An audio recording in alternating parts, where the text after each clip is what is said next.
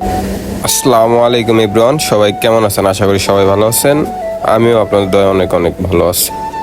আজকে আমার কাতারে পঞ্চম দিন, তো অনেক সারাদিন শুয়েছিলাম, অনেক গরম। তো এখন বিকাল বাজে 5টা, তো ভাবলাম একটু বাসার পাশে যেহেতু সমুদ্র সৈকত, তো সেখান থেকে ঘুরে আসি, সাথে আপনাদেরকেও একটু শেয়ার করি।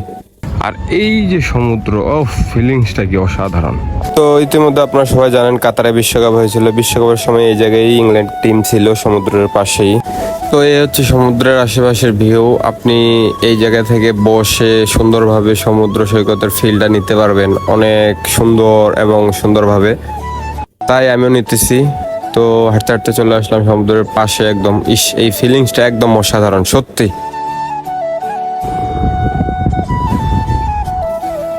দুই পাশে সমুদ্র আর মাঝখান দিয়ে একটু চর। তো এই দিক দিয়ে আমি হাঁটতেছি, অনেক সুন্দর লাগতেছে। তো আপনারাও দেখেন।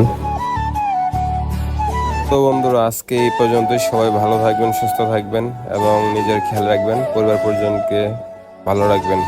তো আসসালামু আলাইকুম এভরিওয়ান, সবাই ভালো থাকবেন।